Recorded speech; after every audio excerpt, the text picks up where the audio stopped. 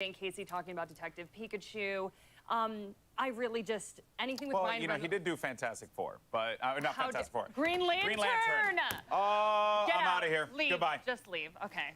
That was my joke. Yeah. That was my joke, and I messed it up. Greg, don't come at me. I'll fight you. Greg is running over here. I'll fight We're not Greg. talking about Green Lantern. We're not talking about Green Lantern. Greg, stop yelling. Don't talk about Green Lantern. Okay, we're good. All right, everyone, back on the rails. Okay, that happened. So, Werewolves Within, let's just I told you we were going to be crazy, Jackie. I told you we were going to be crazy. That's why we have you and people like Dan and Avali somehow tricked away in here. Yeah. It's pretty nutty. It is quite the group. I mean, you guys are literally two wrestlers that are talking about video games, Yeah. but I'm here for it. So, yes, Werewolves Within, also very comedic. I told you I absolutely love the trailer. And it's actually a VR game, and I think it was set in a medieval village setting, but obviously they're branching out here. This is modern times. But absolutely hysterical. I was in stitches about it. So I'm here for more movies about video games and making me laugh. Hey, I'm here there's for one it. thing we learned, right, especially with like Detective Pikachu, like, hey, Ready Player One, even though it was more pop culture, there was still that flair, that charm that was present in the movie, and it really spoke to a lot of us. I mean, I'm a huge fan of the book, so I kind of got a little bit of that here almost with Free Guy, which made me excited, and then obviously with Werewolves Within. I'm not a horror person, but I'm always into the idea of comedy horror. Yeah. So, you know, and you put Sam Richardson in anything, and I'm in there from the get-go. But and I'm gonna go and you know, fight Greg. It's been a long day. I'm gonna go fight Greg. Yeah, you guys are gonna go fight, actually. But before y'all do that, really quickly, do not forget to check out our exclusive E3 shop for t-shirts, hats, and jackets at e3expo.com/shop. Now y'all can go fight. Yeah, we're gonna go fight, but don't worry, folks, because coming up, we've got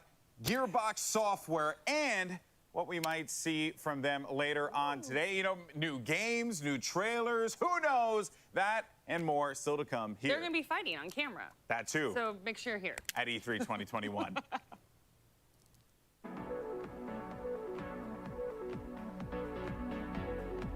World of Warcraft because I was so addicted to it and I had so much fun. It's still one of my favorite games ever, though I don't play anymore because, you know, gotta work.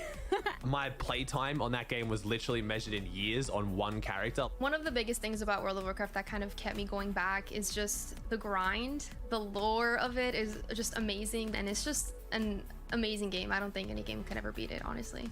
RuneScape, of all games, that game completely took over my life. Play RuneScape before school, like, you know, get a couple more hours of sleep and then wake up and act like I totally wasn't tired. Psychonauts, a game that built on my love of platformers, but also added a comedic sensibility that I had never seen in video games before, and just a general creativity that I thought was like mind-blowing for anything, not just video games. Snatcher is my favorite game. They teased us all with the TurboGrafx 16 Mini, where they included it in there, but it was the Japanese version of it.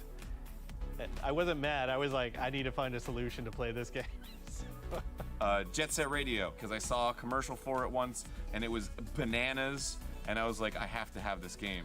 So I went to a pawn shop and got a Dreamcast with my own money, and then I went to Target right afterwards, and the only game they had was Jet Grind Radio, which is the game I wanted. So it was fate. Jet Set Radio, if you haven't played it, please go back in the day. It was on Dreamcast. Sims, just because that was my first PC game ever. Definitely Sims, because I could make my own black family in The Sims, and that was something I'd never really experienced in a game before. Definitely The Last of Us. The Last of Us. Just being able to play a game that's so jaw-droppingly beautiful and immersive and getting so wrapped up in that story. Oh my gosh, took all my emotions, poured all of them into a glass, and then smashed the glass in front of my face while I cried about it. It was so good. It was so good.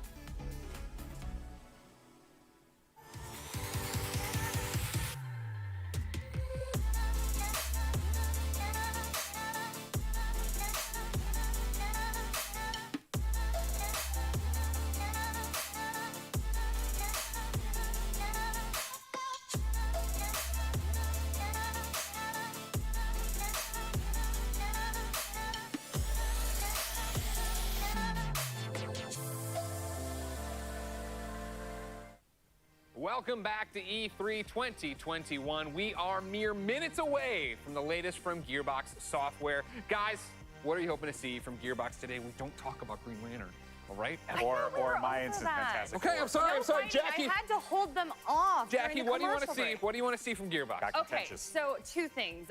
Number one, I mean, it's E3. We're all here for video games, Of right? course. But okay, we got to talk about the movie. I'm Yes. super amped for More Borderlands. movie talk.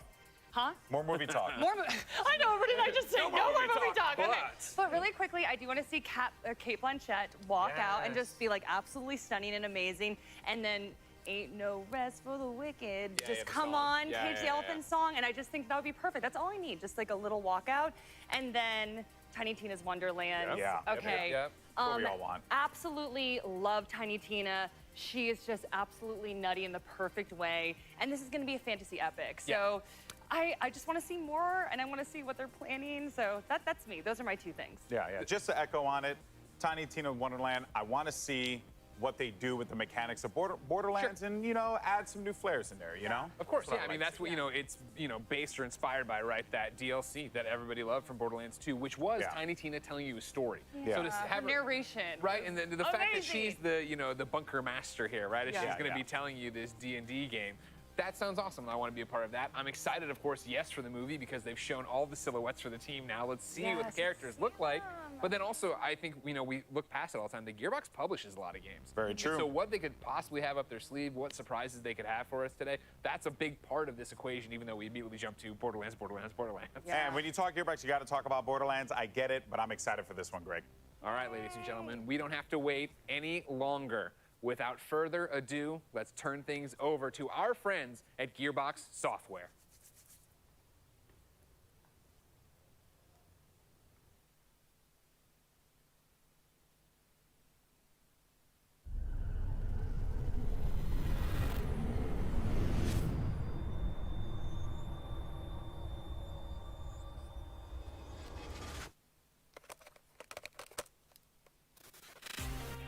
Welcome to Gearbox University, where inquisitive minds encounter compelling opportunities.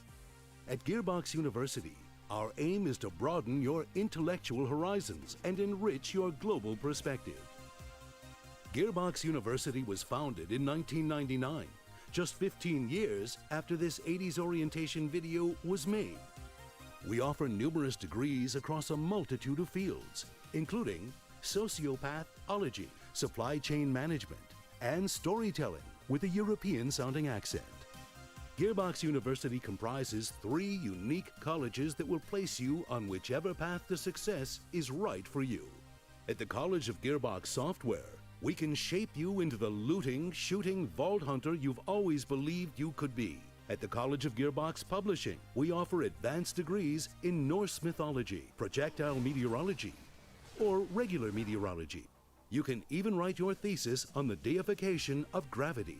Finally, there's the College of whatever the hell else we're doing, with specialties in badass bunkernomics, history of magic, enlarged vehicle maneuvering, and yes, even Hollywood filmmaking. Did you hear we're making a Borderlands movie? It's true. Let's learn more about all the innovative opportunities you can find at Gearbox University. Dynamic, pioneering, groundbreaking.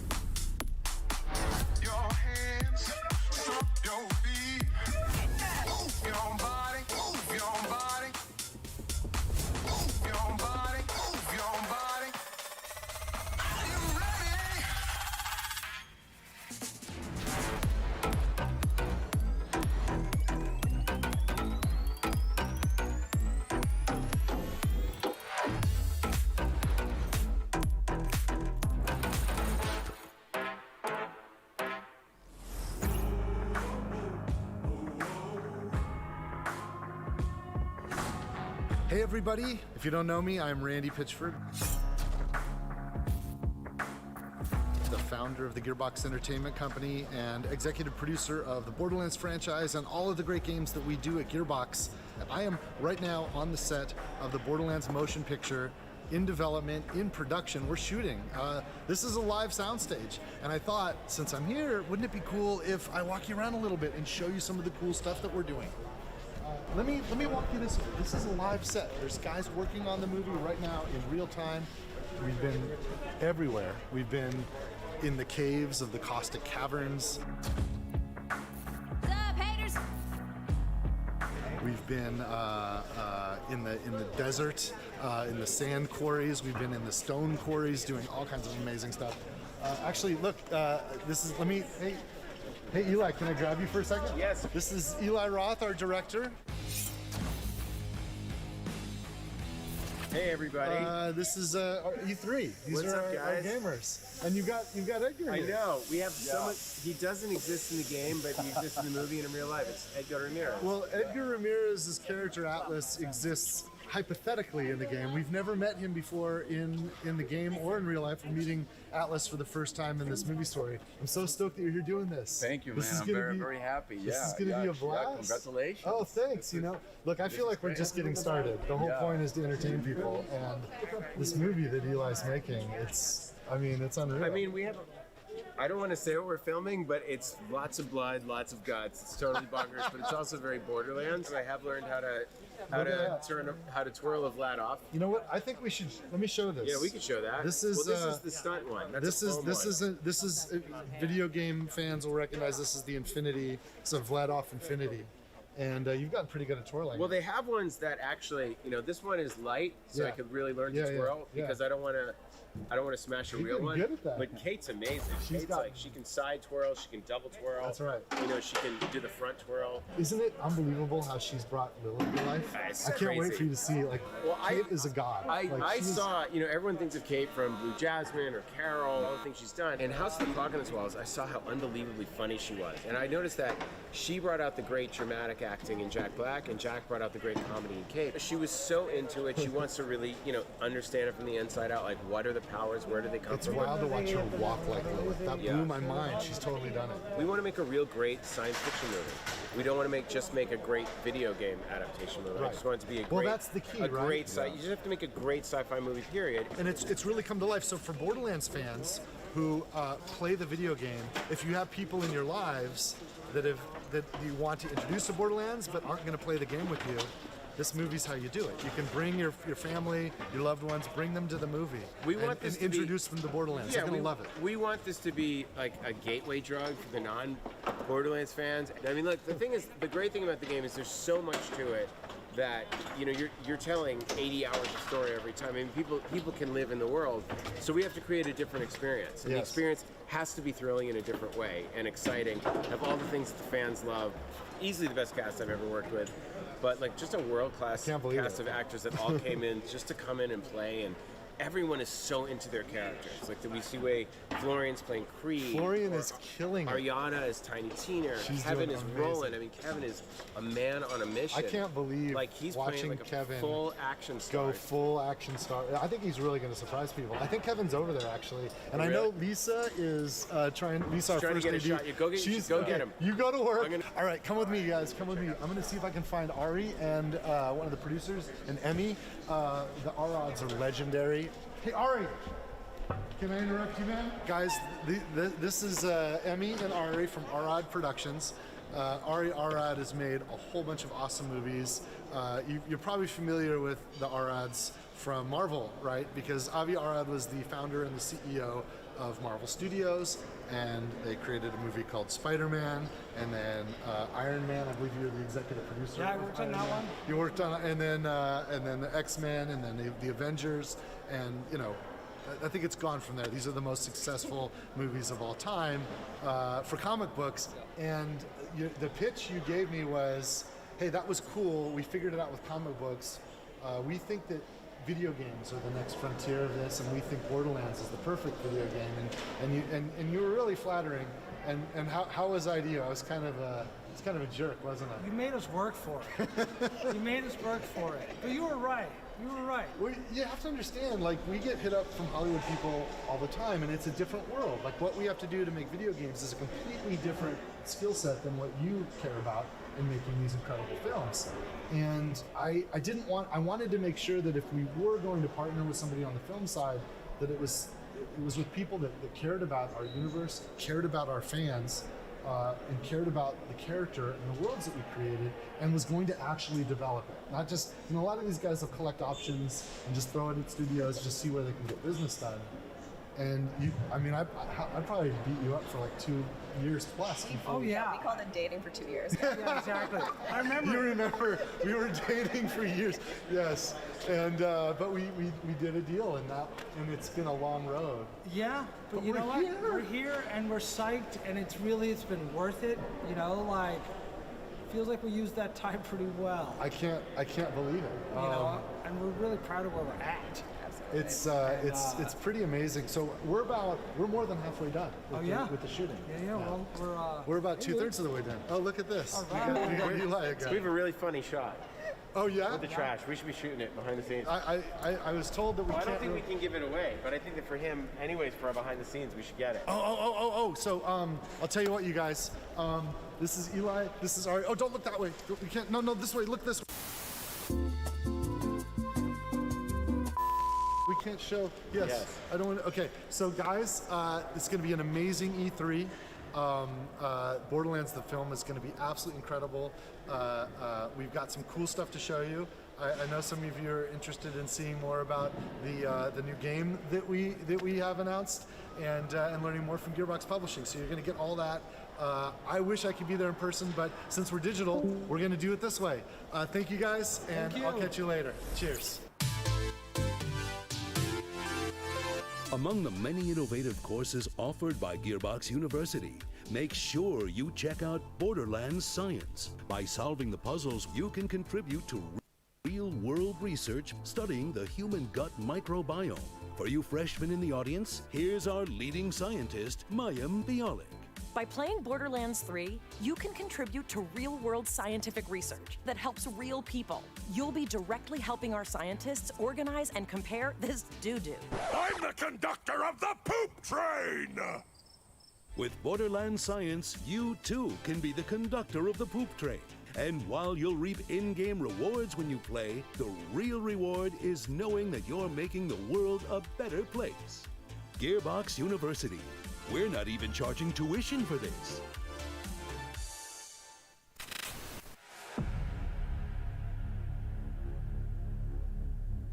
The Homeworld game started in the mid-90s. It would be the first ever truly 3D RTS.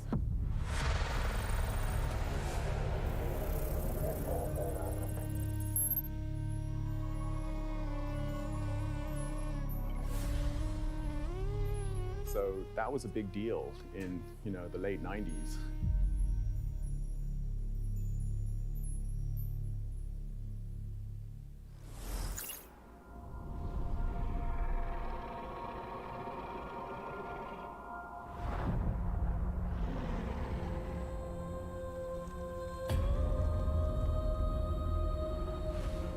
Fate. It soars on the wind. It rises from the grave.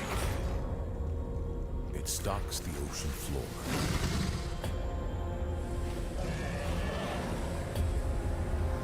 You cannot hide from fate. But you can make your own.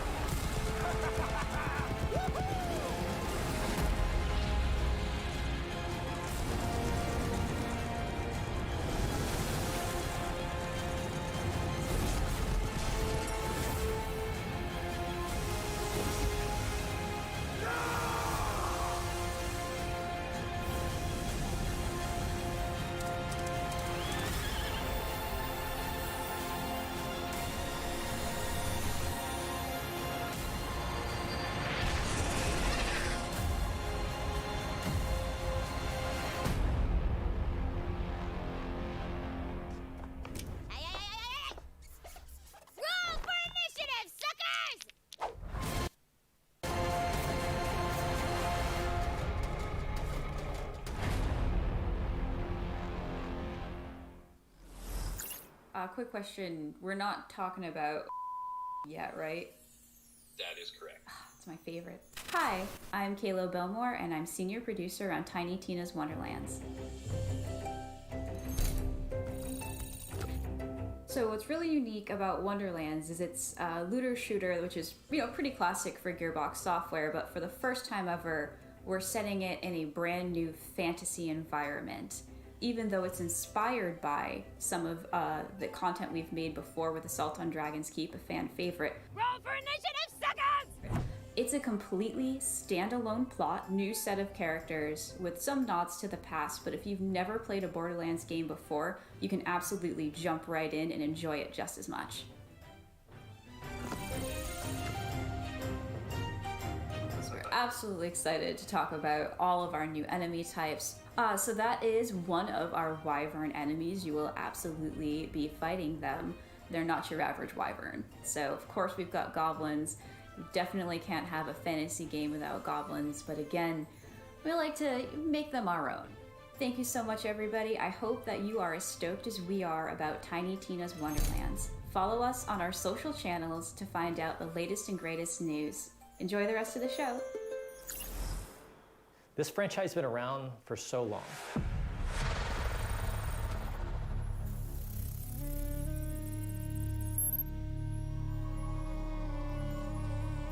Here we are years later, and we keep looking at Homeworld 3, this has to happen.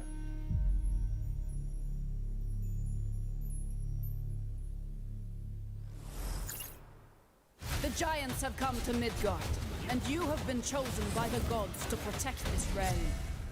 But your first task is to find some new clothes that aren't as drafty. Your tribe's journey starts in the wilderness. Hunt down pelts, gather rare resources, and explore the untamed world. Once you've plundered all you can carry, return to your village and use those resources to forge Viking-worthy gear. You must protect the seed of Yggdrasil at all costs, or this world and everything in it will be destroyed forever. So take heed. Ahead things rise when the sun sets. Destroy these dark spirits before they destroy the seed. Each victorious knight makes way for a new day, to venture into new lands, build to greater heights, and face fiercer creatures. And with great risk comes great rewards. But be careful, you're of little use to Midgard squashed by a troll. Craft legendary weapons, build deadly defenses, and grow the strength of your tribe, because those giants are on their way. And it's time for us to end their path of destruction. Let's show them our might is greater than their height. As the saying goes, Valhalla! Can't wait!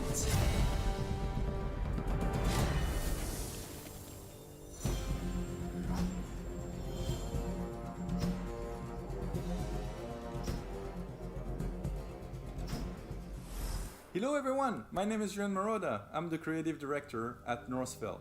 We're just under 2 months away from finally launching our upcoming 10-player co-op action RPG, Tribes of Midgard, and deliver it to you on July 27th on PS5, PS4, and Steam. In Tribes of Midgard, you play as an Einarjar, a glorious Viking hero that's been returned to Midgard in order to protect the seed of Yggdrasil, the World Tree. Every time you start a new run, you would want to go out and explore this new world, gather some resources, fight enemies, and return to your village in order to craft better equipment and tools to help you survive. You can also upgrade and fortify your village, because each night, creatures from hell will emerge from the depth to attack your tree. Make it through the night to go back out to raid enemy camps, dwell in caves, take part in events, go on quests, build anywhere, and of course, loot countless items to gain experience and level up your Viking. We now have 8 classes in the game, each with their own abilities, specificities, and playstyle. As you gain experience, you level up to unlock even more skills, which you can then combine with dozens of runes for over-the-top results. But those nightly creatures aren't even your biggest threat.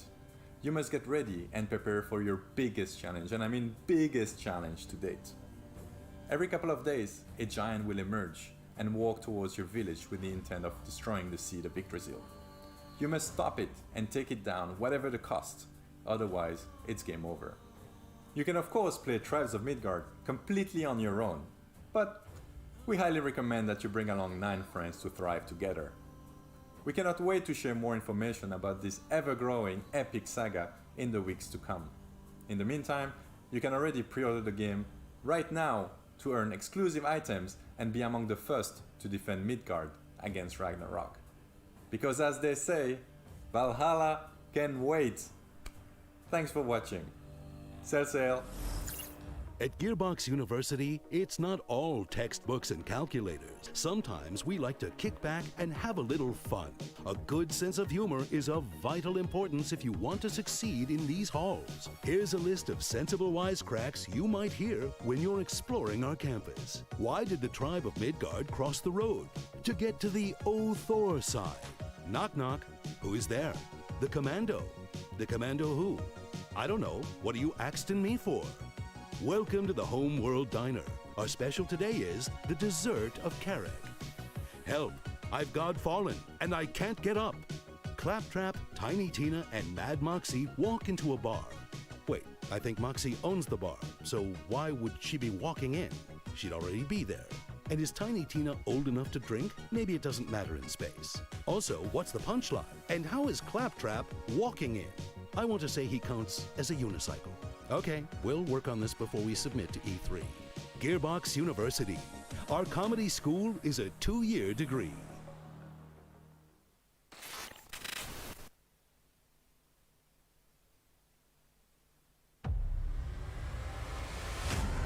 Macros thinks the war is over.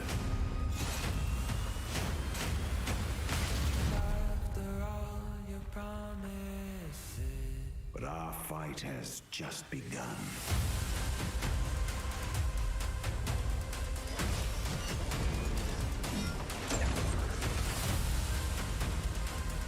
Our duty is to carry the burden of war.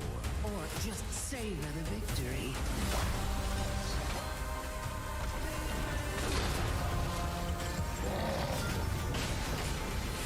What fun is death, when death is the end of our fun?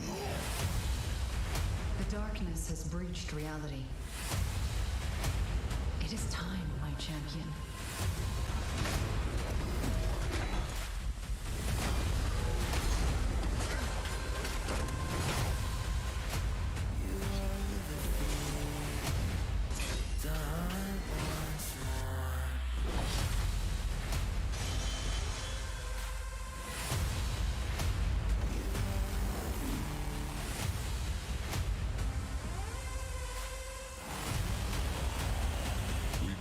Know how this is going to end.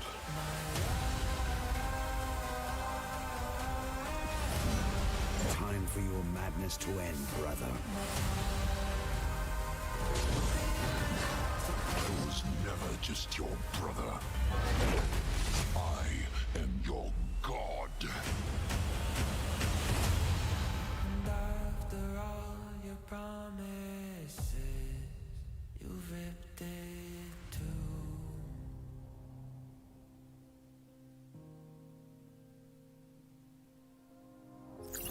Greetings everyone, my name is Dick Hayne and I'm the Senior Technical Producer at Counterplay Games. First and foremost, on behalf of everyone at CPG and Gearbox alike, I want to thank you for being part of Godfall's journey up until this point. It's crazy to think that Godfall just launched in November of last year. Our developers have been hard at work ever since. In fact, this past February, we launched the massive Primal update, which included new content such as additional rooms in Tower of Trials, Primal gear, Ascension levels, and much, much more. But I'm excited to announce today that on August 10th, we will be launching Godfall on the PlayStation 4. Not only that, but owning Godfall on the PS4 entitles you to a free PS5 upgrade, and we will support cross-gen play, so PS4 and PS5 users can seamlessly co-op together. And if you've been struggling in the Ascended Tower of Trials, don't worry, we're adding matchmaking. But really, matchmaking and the PS4 edition are just the tip of the iceberg because we are so excited to launch our first ever expansion, which we've entitled Fire and Darkness. Fire and Darkness will take players into the Fire Realm for the first time ever, where they'll be met with new challenges, enemies, bosses, trophies, cosmetics, and so much more. But alongside Fire and Darkness, we're also releasing a free content update, which we're calling the Lightbringer Update. The main component of the Lightbringer Update is a new endgame loop, which we're calling Lightbringer. In Lightbringer, players will fight off the darkness that threatens Aperion and be rewarded with a new loot type, Cursed Loot. Cursed Loot will challenge the player to complete particular objectives in order to lift the curse and awaken them. Basically, if you thought Primal Gear was tough, you ain't seen nothing yet. And then, of course, we want to make fashion the forefront of Godfall, so we have added a huge library of cosmetics to both the Lightbringer update and the expansion alike, all of which can be unlocked by simply completing objectives in the game. Thank you so much for your time today. It is an honor to be speaking here, and I hope you enjoy the rest of your E3. There's a really unique tone and vibe and feel to Homeworld that hasn't been emulated since.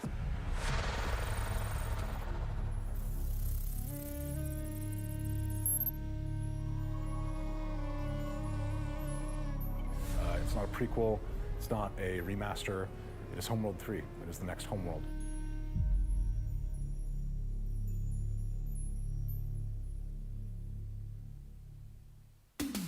We're glad you've chosen Gearbox University for your higher education endeavors. As you engage in your academic pursuits, don't forget to try out our extracurricular activities. Show off your shutterbug talents in the photography club. Make lasting connections in our chapter houses. Or if you're a boring person, you can always try out for the debate team. We also have sporting events, but try not to party too hard at the homecoming game, or you'll end up looking like this. Be sure to follow us on social media, where you'll occasionally find free shift codes as well as news and announcements about our latest scholastic offerings. Gearbox University, we can shape your future, because thinking for yourself is hard. Now, go buy all our games. We're back. I hope you guys had an awesome presentation from all the Gearbox games in development and Gearbox publishing products coming.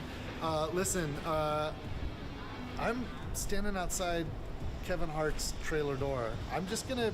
You guys want to meet him? I think he wants to meet you guys. Let's see if he opens. Hey Kevin, you got a minute? Yeah. Borderlands fans, meet Kevin Hart. How you guys doing, man? Pretty pumped up right now to meet you guys. Randy, you should tell them actually how big I am in person. It's a great opportunity. I'm 6'3", and yeah, they can get a good grasp of how much height I put on for this role right now.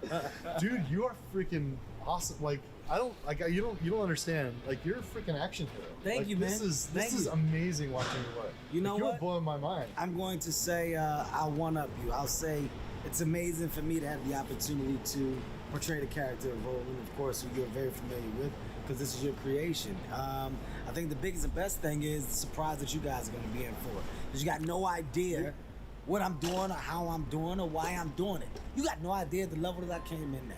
You got no idea how much preparation I decided to put into this particular character in this role. You got no idea. You got no idea. You don't even know what's under this jacket. OMG! It's metal! You got no idea. My job is to come in, not only be prepared, but to shock. And I think right now this is what we're doing. We are doing it. I've seen some pretty, like, it's intense. No one's ever seen you like this before. No, I can honestly say, man, Eli is doing such a phenomenal job. He's directing. It's also fun to work with him. Like, he's working his ass off. Well, everyone's working their ass off. Absolutely. You got an amazing cast. Kate, Jamie, Ariana, myself, Flo, our director, Eli, Jack Black. You put an amazing group of people together. So shouts out to you, your team at Gearbox. Shouts out to Lionsgate, for seeing that this is something that could be phenomenal. Shouts out to the world of Pandora knowers.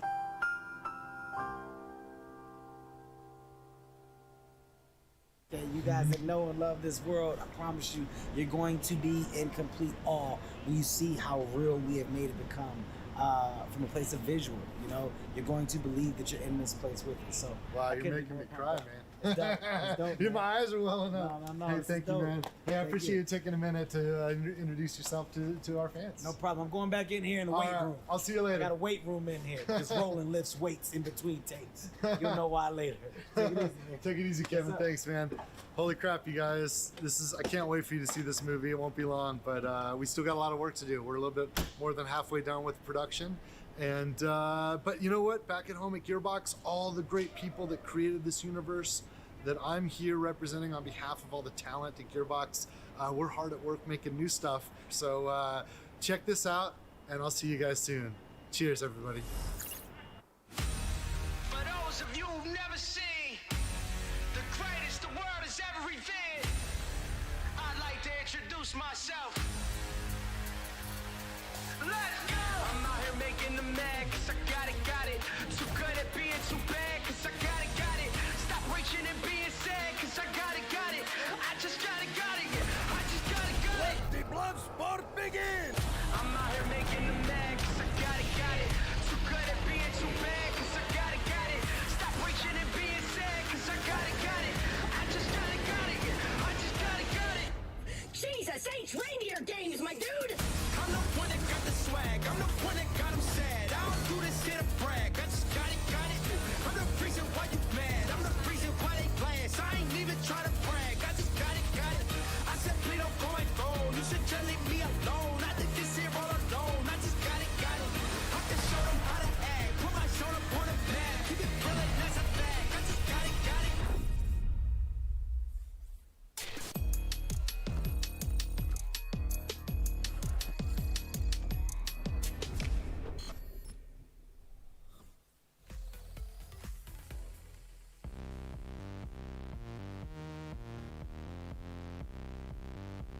And the Gearbox presentation is a wrap, and my goodness, I have so many thoughts. Oh, what are you doing? You smiling at the camera? It's like, you get to carry all the weight this time. I get to just look at it and go, hey guys, how you doing? Good to see you. Carrying the weight, yeah. Oh man, I don't even know where to start. Let's start with Tiny Tina. What a tease! I know. What a tease! I want more. Oh, come on. I want more. I thought for sure we had already gotten the Tiny Tina trailer. I thought we had a little bit of gameplay, right? And you didn't. 100%. Obviously, yeah. we got to talk to somebody making the game. That's always great. And I like giving devs the spotlight, but I wish we could have seen more and had more. And, you know, we know Wanda Sykes is in the game. We know Will Arnett's in the game. I would have loved to have seen their characters, hear a little bit from it, right? Do something like that. They're just holding out on us. I know they are. Well, but I'm here for it early still, 2022, they got plenty of time to do all this, like the drip feed of information as we lead up to it. Yeah, I'm super excited about the cast, though. Will Arnett, oh my God, is the villain Dragon Lord. So I'm like, I mean, can he give Handsome Jack a run for his money? If anyone could, I would say Will Arnett. You know, I just think he's a fantastic actor. And then Andy Samberg is just hilarious. Wanda Sykes is hilarious. And obviously Ashley Birch is back. Butt Stallion is back. Of course, yes. So I am really excited about it.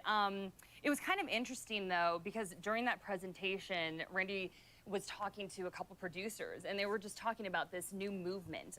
We saw comic book movies, everything with Marvel and DC, but maybe we could start seeing some more video game movies. So yeah, right. That's what we were talking about earlier with Free Guy. Right? Am I allowed to be excited for this movie? I was asking over there, right? And I ask that all the time with every Borderlands announcement, because you have Eli Roth on, right? You have Cate Blanchett, you have Jamie Lee Curtis, you have Janina, and the list goes on. The Blackjack, you know, we at the very end there see Kevin Hart, and it's like that's a stellar cast. And again, those silhouettes they've shown for us look so spot on to what you'd expect these characters to be, that I do wonder, if this is the one where we turn the corner, similar we're talking about turning the corner with comic book movies, if this will be the one for video games. Even though I know Detective Pikachu, I'm not throwing shade. I'm not throwing Pikachu shade. I'm just saying, in terms of one that's very straight up, like this is what the video game world looks like on the silver screen. Is that what it's going to be? I think it always comes down to story and if they capture the world correctly. But obviously, we want to talk about video games a little bit. I know one of the better jokes is Godfallen and I can't get up. I know you were a big fan of Godfall, so. I wasn't. I wanted to be a big fan of Godfall. Oh, okay. Yeah. What had happened is Godfall dropped, and I played a little bit of it and liked it, but I fell off because it was so content light. Oh. Blessing on my team actually played a lot of it. He liked it. He's came back recently because of a lot of stuff they talked about there. Okay. And that's the thing I think that slid under the radar with Godfall. Yeah. Is that nobody, and I shouldn't say nobody, but the majority, when you look at Metacritic for Godfall,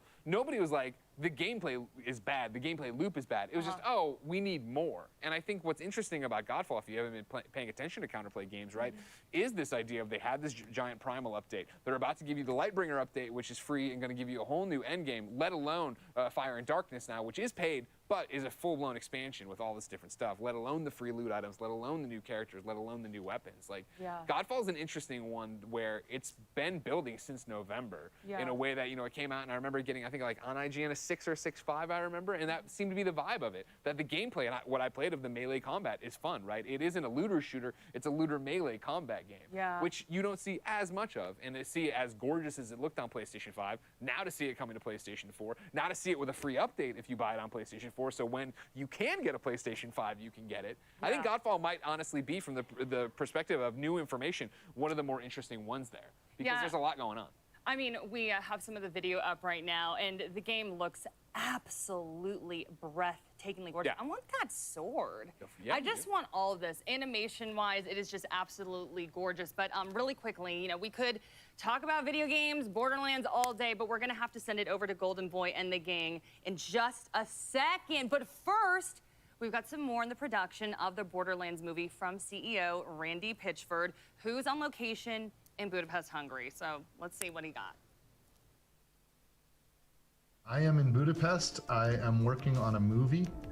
The fact that that I've been there from the very first moments of Borderlands and have executive produced and did a lot of design and development and even storytelling with all of the Borderlands games over the years. I just happen to be the guy that's helping these guys make sure it's an authentic Borderlands movie. And you know, I've loved a lot of the interest that Hollywood's gotten in video game IP, and I love the fact that Hollywood's investing more and more in video game IP. But I will say that, like many people, some of the video game movies have disappointed me, and I'm really just like, it's not my movie, but I'm doing everything I can to make sure that this team of incredible filmmakers, this director, this cast, this unbelievable crew has all the support in the world from us, and has the access to myself and all the members of Gearbox to make sure that the authenticity is there.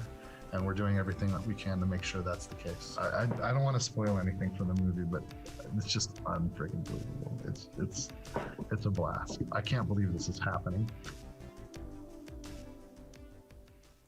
Welcome back, everyone, as we're here with our media friends. And yeah, I mean, you know, we just had the Gearbox presentation. Randy Pitchford there giving some words with a hot take, you know, saying video game movies have disappointed him. Man, spice that Randy Pitchford, Dan. Yeah, I mean, look, video game movies have traditionally been a tough nut to crack because video games are an active experience. Movies are a comparatively passive experience. How do you translate that adequately? But I do think in the last several years, you're seeing movies like the new Tomb Raider, like Pokemon Detective Pikachu, and even like what we're seeing with Free Guy, for example, where hopefully they're going to break through that mold. With a franchise like Borderlands, you have a real opportunity there, but I'm just kind of champing at the bit to actually see the movie. It was cool to see behind the scenes a little bit, but I want to see more beyond just like silhouetted production still. So hopefully we'll get that pretty soon. Please. But did you see the cast list, though? The cast list is awesome. Andy Samberg, Wanda Sykes, Will Arnett, Ashley Birch, of course. Who else am I missing? Yeah, I mean, well, that obviously for Tiny Tina, but then on the other side, you got, what's it, Kevin Hart, who we saw. Kevin Hart, Jack Black, Claptrap. Yeah, and he's very clear that, like, acquiring talent to get them into this, whether it be the game or the movies, not a problem now because people seem to be really, really wanting to get into these video game IPs, obviously. Yeah, everyone's attracted to Borderlands as an IP. Like, everyone wants to be a part of it. You're a voice actor. You're an actor in general. You're Butt Stallion. You're getting in there somehow. It's true, which is crazy because that was my nickname back in high school, was Butt Stallion. They called me Alex Butt Stallion Mendez, but then they were like, no, you know, you can't make it in esports with that name. So I changed it to Golden Boy, you know. Because you got booty meat? You got booty meat, right? Of course I do. I'm Puerto Rican. So now, here's the deal. we got, and Dan, you said this the best, but Damon, I'm going to start this with you.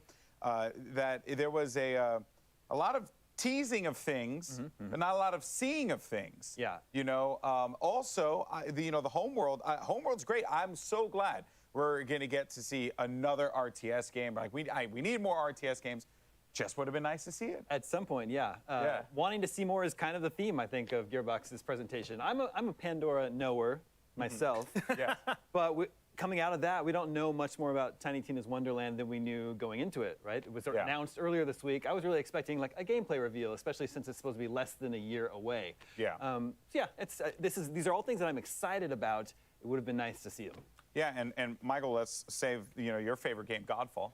I'm just messing around. We were joking. We were talking about Blessing, and Blessing, is a fan of Godfall. Blessing, by the way, should probably be on this couch next year. We got to make it happen, Poppy. But let's talk about Godfall because, these are the types of games that No Man's Sky, for example, is a great example. The game that comes out, and you're like, could have been so much more. Yeah. And I kind of feel like Godfall might be going down that path of like developing its identity and becoming even better than what it was, or what the developers had hoped for on release. Yeah, so here's the thing, is like, when a game comes out, it's not always like straight up dead. Games aren't really dead on arrival anymore. They still can, there's life that can be brought into it. You see it all the time, one of my favorite games of all time, Final Fantasy XIV, was a free trial, level 60, critically acclaimed expansion pack, Heavensward, that game is fire now. It was great. And then so like I'm not saying that Godfall is going to become this wild thing that everyone comes back to, but you can have a dedicated audience. And I think this is a thing I've noticed when I talk to developers a lot who have ongoing games, is that over the years, they found a dedicated fan base who they've been able to communicate with. Like, what do y'all want? What should we put in this game? This is our vision. Let me share it with y'all, and then y'all can form it to be what y'all want. Because if you're the ones who are here, then we can build from there. So Godfall isn't necessarily this wild multiplayer experience as, say, like something like Fallout 76, which has now a huge fan base. Very true. But I mean, you never want to put out a game and then like kill it off. Like we saw that with Battleborn, which you bring up a lot. Yeah. It broke my heart. But yeah, and I'm sure that they don't want something like that to happen again. Yeah, I agree. But that said, though, to put a bow on Gearbox, I do want to say Tribes of Midgard looks awesome. July 27th, that is a game I'm 100% picking up because I was addicted to Valheim, but the combat always left me, a lot to be desired.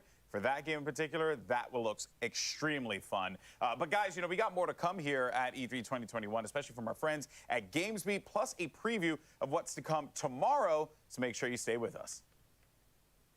I can't remember the age that I started playing. There was an Atari. I used to steal, for whatever reason, just the cartridges.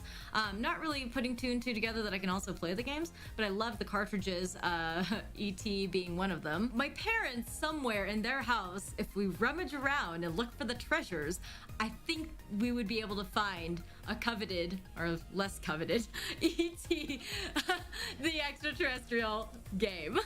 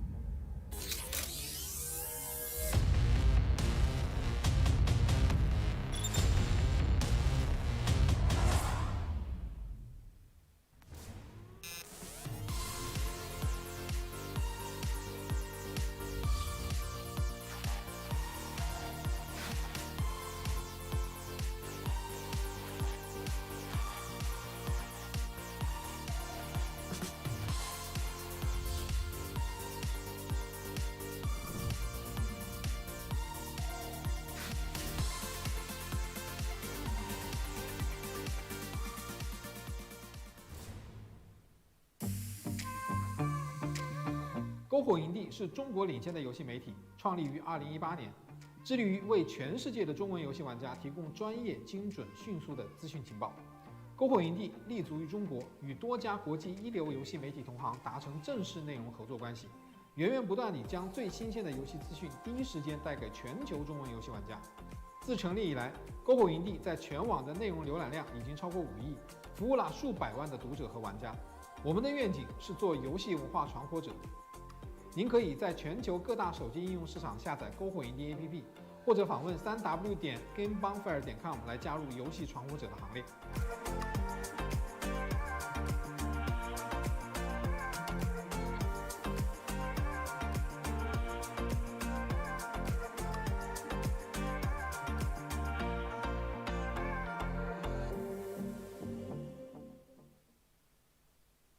As a part of Play for All, GameSpot will be bringing you the latest gaming news and announcements, interviews with developers, the biggest press conferences, and lots more. Play for All is our yearly online event that combines the excitement and announcements of E3 with charity live streams the following week, with lots of special guests who are going to help us raise money for able gamers. So join us in June for E3 and Play for All on GameSpot.com, YouTube.com/GameSpot, Twitch.tv/GameSpot, and as a part of the E3's official broadcast. See you then. Welcome back to E3 live from LA. It's been quite a show. It's not over yet. We're going to look back, ladies and gentlemen, at some of the most historic and iconic moments in E3 history. But I have to apologize for the people who are going to do this, all right? I don't know if you understand what GamesBeat is. It's a great site full of great people like Dean and Mike. But there's also a person there named Jeff Grubb. And Jeff Grubb is not a man you want to know, ladies and gentlemen, but he's in this video, and I'm very, very sorry for it. So without further ado, my apologies, but here is Jeff and Mike from GamesBeat.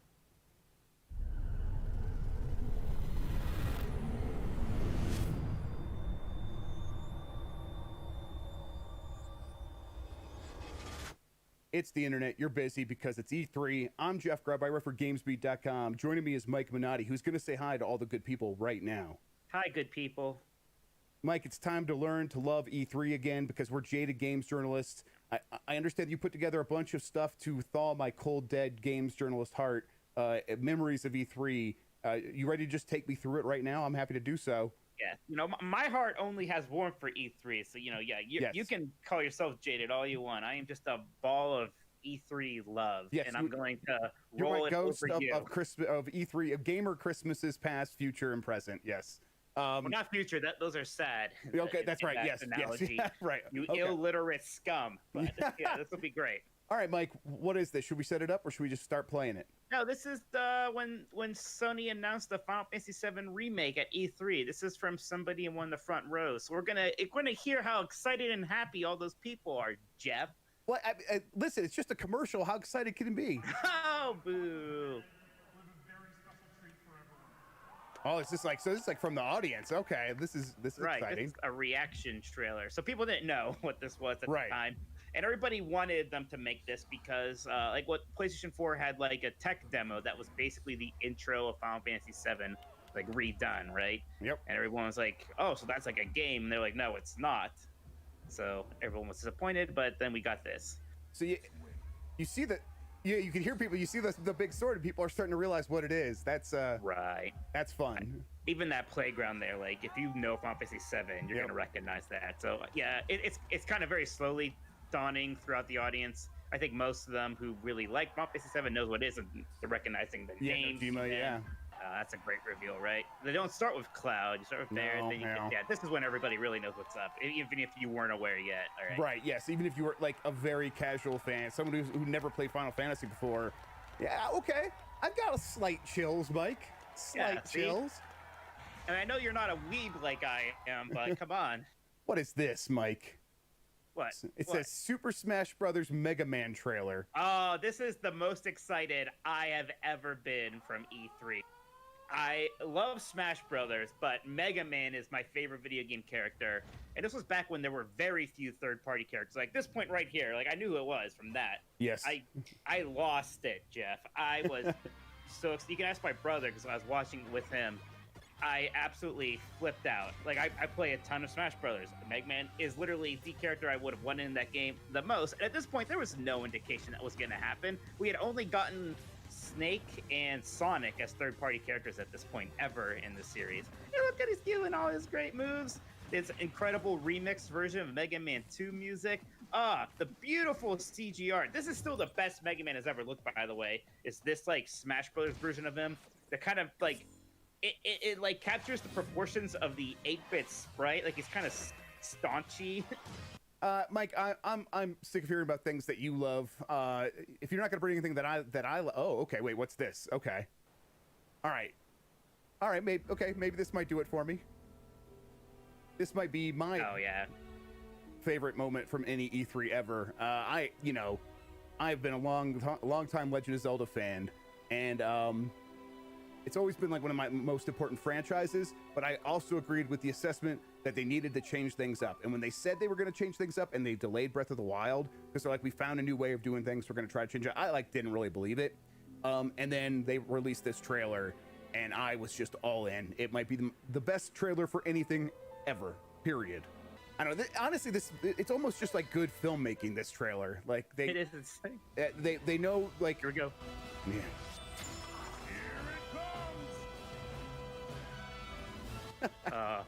He's gonna laugh. The bird's gonna laugh. I love it for some reason. It's good. It's good. What? It's really good. Here it comes. I think about that all the time. I don't know. Just the way they frame that in that song, it gets me pumped up. Like, yeah, here it comes indeed. That's great. That is so good. Oh, this is a big boy, Mike. This is a pretty short clip here.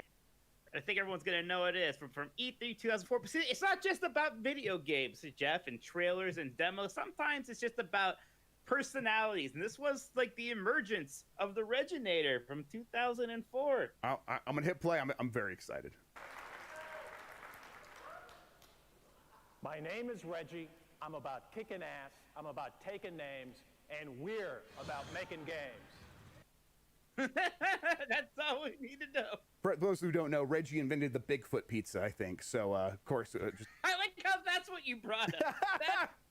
For those of you who don't know, I thought you were going to talk about how, like, important Reggie was for video games, Nintendo. He invented the Bigfoot. I think it was the Bigfoot, and I don't think he invented it, but whatever. Yeah, his name's on the patent. No, he was in his basement, staying up all night. Yep. He's like, I got it. I cracked it. All right, before people get mad, we better do something from Microsoft now. If ever there was a sequel that was anticipated, it was Halo 2. After Halo 1 came out, it was a very big deal. This is the game that made me get an Xbox. I got an Xbox for Halo 2. Absolutely. Everyone's very excited. The only thing people didn't like about Halo 2 is the ending, right? With, yeah. Cliffhanger stuff, yeah. Spoiler warning. Spoiler warning. 2021. And I think, especially at this point, this kind of long, uninterrupted gameplay demo was maybe a little bit more unusual, right? I think this is what popularized that flow. Like, even up till, like, 2015 with Sony, they have a pretty long Uncharted 4 demo. That's basically the same kind of format, right? You just play a long level from the game. Take it away, This is Jason. E3 2007, and it's kind of hard to believe now, but this was the E3 where Call of Duty 4 Modern Warfare was the belle of the ball. Yes.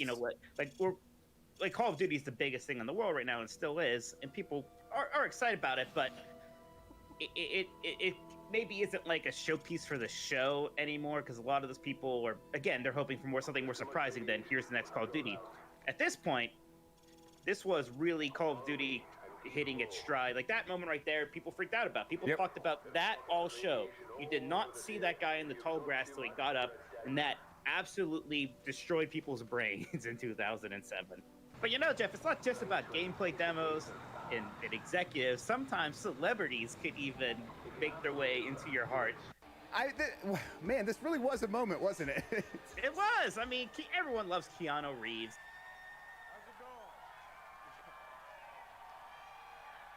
I'm not one to gaga and goo over celebrities, but this is pretty neat. And remember crowds?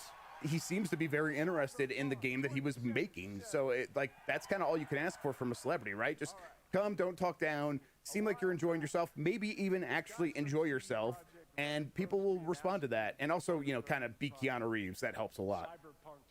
You think they're going to bring him out this year to have him apologize? Yeah, that's pretty great. Why don't we go back again, though, pretty far back to E3 2000 to see what was, gosh, I was pretty young at this point, but I remember thinking this is the most excited I think I've ever seen people be for a video game. Like, this seemed like it was by far the biggest deal in the world at the time, and it's Metal Gear Solid 2. And Metal Gear Solid was such a big deal. It was, I mean, probably the best PlayStation game. Getting the sequel on PlayStation 2, seeing all this stuff, and just, yeah, it just looked so good, so cinematic, yeah. So you have to understand, like, at this point, the fact that we're seeing raindrops, like, bouncing off of objects, and we're seeing this, like, these light bloom effects, like, this was all pretty nuts at this time. This Yeah, games just didn't look like this before this point, and it was this, you know, perfect storm of the best artists in the world working with the best technologists in the world to make a video game. Yeah. All right, Jeff, you want to close this out with maybe the first E3 moment? I do.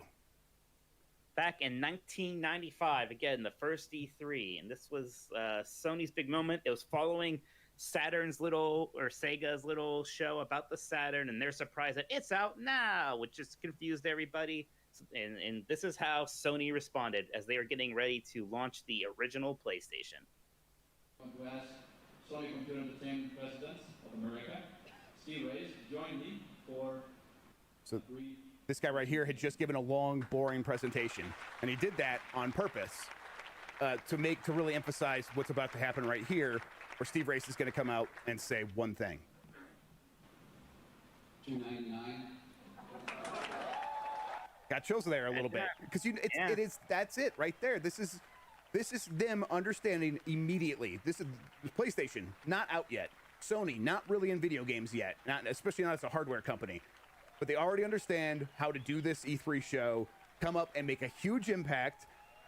It's kind of unbelievable, and that it was the rest is history, right? Like they Saturn had to bow out because the Saturn was too expensive. Sony knew that. They undercut the price by $100, and then every time Sega would respond, PlayStation would lower the price until Sega just couldn't keep in the business anymore. And they tried a few other systems after that, but it was you know, the writing was on the wall at that point, and it all happened right there with PlayStation understanding how to play this E3 game. It's yeah. See, there's all sorts of fun. I didn't even talk about giant enemy crabs and you know, weird Elder Scrolls 6 announcements years before we'll ever see it. But there's all sorts of fun stuff, Jeff. Imagine all the fun stuff that's happening right now and what will happen in the future. So just admit it, Jeff. Admit that you love E3. All right, I'm a fan. I admit it. I'm not just a games journalist. I like games too. Don't tell anybody. No, we're telling everyone. Okay. I'm calling your mom, calling your wife. All right, that's going to do it for us, everybody. Thank you so much for watching. I hope you enjoyed the rest of the show. I hope we didn't keep you too long. And if you tuned back and you're just getting here right now and you're confused, good. Yeah, we don't deserve us. I hope your favorite game gets announced next. I'm sorry. All right, everybody, have a good one. Enjoy the rest of the show. Bye.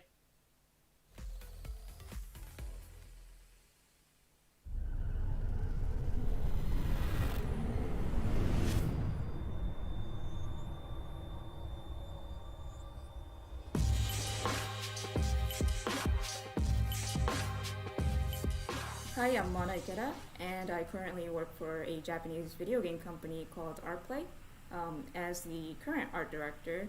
And previously, I worked on Bloodstained Ritual of the Night as the communications manager, and I also drew the box art. So that's just kind of a summarized version of myself.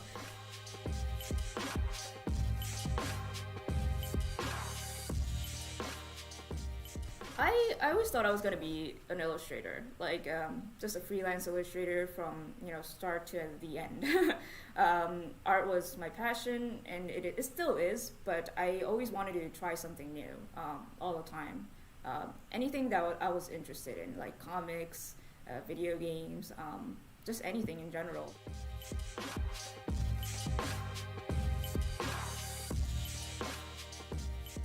For me, art directing is something that improves the overall gameplay, and and also the game designer will know, like, oh, there was these kinds of ideas, because when I started to do this job, like, they didn't really have an idea of what they really wanted to do visually. So it's basically like, oh, I want to make this kind of game, but I don't know what it looks like. And for me, that's where I come in and kind of help them kind of fill that in.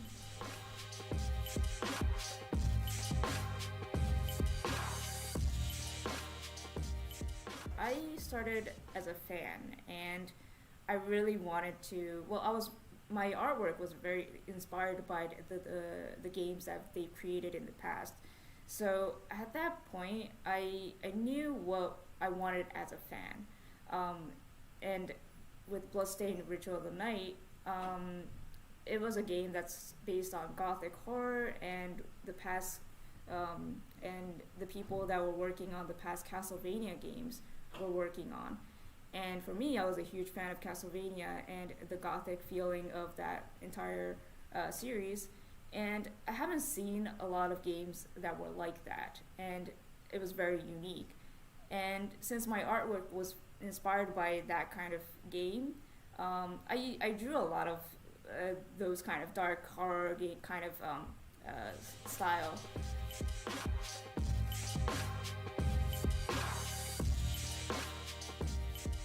I was someone who knew from a very young age that I wanted to be an artist and do this specific type of work. And even though I didn't really know, or I had one specific goal, I still struggled to do so. And I'm sure a lot of people can relate to that because they wanted to be something like a specific job they want, and they can't achieve it, even though they try really hard. And for me, I think that's totally fine, and they should try something else that's new, because if I didn't take this chance of becoming a communications manager and also the translator for the company, I wouldn't have been in this art director position at all. I would have been like, I would be like, no, I want to do art as a career. I'm not going to take this translation job. And I still, to this day, be a freelance artist taking on these mundane work that, that I had no art direction whatsoever in. And so I feel like for those who are struggling and, thinking of quitting their passion job, because it's, like if you're working on something that you're very passionate about, you get very emotional about it. And I'm sure a lot of people feel very down when things don't go right, or things that they're worried about, doesn't get resolved doing the same kind of work over and over again. So I feel like for those people, like in a very similar situation as when I was struggling as an artist, I feel like they should try something else that's new. So for me, video game was like my second passion, and I really wanted to be involved in some way.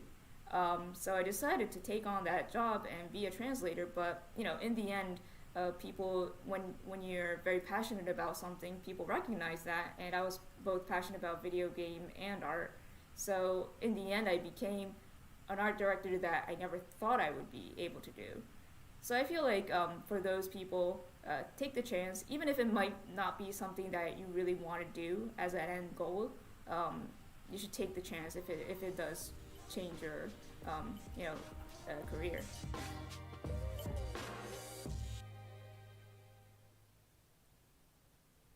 Great stuff there. Of course, remember, video games are so much more than just making them and having that kind of thing. You could do anything and be involved in video games. And so if you have the passion, the drive, the determination, you can make your dreams come true and have some kind of job in the video game industry. Also, of course, before that, there was a Jeff Grubb Games Beat thing. I was told behind the scenes that it didn't play, that it was a joke. Jeff Grubb is not a terrible person. He's just extremely old and shouldn't be listened to. Ladies and gentlemen, I want to remind you, don't forget to check out e3expo.com/shop for limited edition E3 apparel like this. Because you might be saying, I'm having a great time watching you do this, Greg. Man, if only I could commemorate it in a way that I could wear all the time when I go to the old baseball games or the sock hops. Because you're going to walk in there and old Toby's going to be behind the bar cleaning the glass. I'm painting a picture. And he's going to say, man, what is that shirt well, I guess what's the hat you're wearing, the shirt you got? If I know there's Vegas bets if I'll take my shirt off during E3, but they mic me up too well. I can't do it. But maybe get a bomber jacket, Look, doesn't that Tom Cruise? He's got another movie coming out where he's flying around. Don't you want to look like him, but a guy version of Tom Cruise who went to E3? And I guess he didn't go, technically. COVID and everything else. Ladies and gentlemen, there's so much more happening here. Don't worry about that. There's no way I can get the script back on track, is there? Because I'm talking about the E3 shop that you should go do too, right? Let me just go for it, all right? with more of our gaming and movies theme today, let's talk about the lines between gaming and cinema continuing to blur. Oh, Jordan Vogt Roberts, the man behind the lens directing upcoming projects Metal Gear and Gundam, sat down with the folks at Entertainment Weekly to talk about the future of these film and these IPs and these shirts that you can get and wear to the sock hops.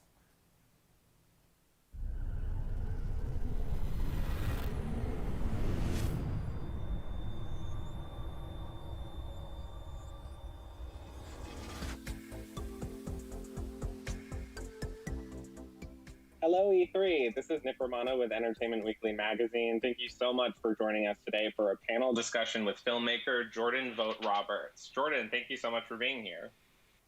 Thank you for having me. I'm excited to talk about all things video games and E3. Yeah, I mean, there's definitely a lot to talk about. I mean, I think it's safe to say people mostly know you for making films like Constel Island and The Kings of Summer, but you're also a major gamer. Can you talk a little bit about just your history in the gaming industry? What was sort of your big introduction? I mean, I was just one of those kids who at a very young age, video games rewired my brain. You know, I'm the type of guy who if I walk into a room and there's a box, my first instinct is, in what combination do I need to move this box to unlock a door? Or, God forbid, if I ever walked in a room and there was like a triangular eye on the wall, I would think, I definitely need a bow right now to shoot that eye and unlock something. We know that you're working on a movie adaptation of Metal Gear Solid. You're working on a live-action Gundam. I mean, is it safe to say that your filmmaking moving forward is sort of more inspired by a video game? You know, ironically, Metal Gear is something I've been trying to, you know, Sisyphus push up the hill for 7+ years. That game and Kojima-san's world means the world to me. And that's something that I'm very proud of what we're doing. And I think that it is very sort of Kojima punk rock, twisty. And then Gundam likewise is, you know, the godfather of like otaku culture in a lot of ways, without exaggeration. You know, like it is the grandfather to modern anime and thus most Japanese things that we love. You know, it really is wild what Gundam was doing on television in an animated format in the 70s, and the complexity and the weight of the stories they were telling. And so, you know, I have a lot of things that I want to do in my career, but you know, those are only the kind of nerd properties that I'm attached to that are even announced. There's other game things and other IPs that I'm working on. But yeah, a big part of my driving force is to be a part of these things and to help rewrite the narrative of how people perceive these franchises and how they properly get translated, and how you take a filmmaker who understands the core of what these were as you go through the process of translating the active experience of playing a game, in which you can tell a story a different way because you are the protagonist, versus the passive experience of watching a film. And so those aren't one-to-one translations. And so I think you really need to understand when playing a game what it elicits from you, why it makes you feel certain ways, what the tone that it evokes is, you know, what those real idiosyncrasies that kind of make up each game is, and how you then translate those things to the passive experience of watching a film. And so it's, you know, it's just something I've been obsessed with for a long time, and I feel very fortunate to be able to be a part of these projects. In terms of Metal Gear Solid, you know, I've documented all of your tweets about the long process of adapting this movie. I mean, what do you think it was about the original games that had such an impact on you and kept you motivated to keep this project alive? That game came out same year, same month, basically, as Ocarina of Time. And so on a PlayStation and Nintendo level, you have, I think, two of the most seminal works in all of gaming that are going to set the groundwork moving forward for the template of how we transition into not just 2D to 3D, but then how we evolve each of these things. So yes, it's very easy to look at Metal Gear and say, oh, look how cinematic this is. But you're dealing with these characters that are walking, talking ideologies. And they all represent different slivers and ideas of, I think, this like basic question of how do we make the world whole again? And they're all trapped in the cycle of pain. And you know, to me, the most memorable and touching thing that still sticks with me. Yes, you're transported and suddenly you're playing this movie and people are talking in acronyms and code and you're just thrust into it. And you have this incredible rogues gallery of kind of over the top, like iconic, you know, Marvel iconic level characters. But the feeling when you kill Sniper Wolf, or when you kill a lot of bosses in that game, that up until that point in gaming, killing a boss was always viewed as a victory. And that was like, hell yeah, I'm past it. And instead, you're met with this moment of somberness and regret and incredibly meaningful, and hit me at that exact moment in my life where like there can never be another release of a game or something that hit me at that those teenage years when I was just fully ready to just be consumed by it and transported. So now, sort of in the timeline for you, are you moving towards the live-action Gundam movie now, or are you doing Metal Gear Solid first? You know, I'm waiting for the next thing to be greenlit, and you know, whichever one that is, like I don't control when the studios choose which movie they're making when, and so I love both these things to death. You know, I have other movies and other things that aren't IP based that I also can't wait to go and make sort of a smaller $30 million thing where I'm just going buck wild. But yeah, call up the studio and ask which green light's going to happen first. Sounds like a plan. And I know a lot of the details, like, you know, for both of these projects are kind of under lock and key. I was curious if there is anything you can sort of tease about your approach to Gundam, especially because the mythology is so vast. It feels like you could kind of drop a pin anywhere and kind of start there. I mean, Gundam is such a fascinating thing. Similar and dissimilar from the challenge of Metal Gear, because Gundam also is a story that they've been telling for 42 years in the Universal Century timeline. Then in addition to that, they have several other alternate timelines with other series, some that go on multiple series and movies, some that are just one-offs. And so my goal is to, for all of the people who might say, I don't know where to start, I want to be able to create this film and give them an access point where you can say, this is where you start. This is your entry point, where Gundam fans say, hell yeah, that is my Gundam. And yeah, it might be an amalgamation of like several of these different things, different timelines and whatnot, but this is true to what Gundam is, and this captured everything I love about Gundam. And then outsiders have this feeling of, and I feel this way about Metal Gear too, but having this sentiment of, oh, this is something that I just didn't know I wanted to be obsessed with. Well, Jordan, with our final few minutes, I wanted to ask, you know, because obviously it's been a crazy year for a lot of people. What does it mean for you to be back at E3, even virtually, talking about gaming again, talking about all the projects that you're working on? You know, E3, beyond me loving games, E3, when I was in college, me and my buddies, one of them actually kind of ran like a tech company, but we basically like, not fabricated, not forged, but like we didn't really have any right being there, but we were able to like finesse the system and get badges.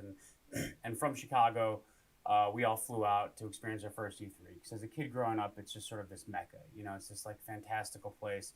It was like my first leap of like, I'm going to make a documentary. And I was like really fascinated by several aspects and sort of like cultural tiers within E3 and how it's presented. And I never completed the documentary, but that's actually where I met a lot of these people that I still consider friends today. It literally was the year the PS3 was announced. There's just this giant banner. The slogan then was just welcome change, and the E and the change was backwards, so it was a 3.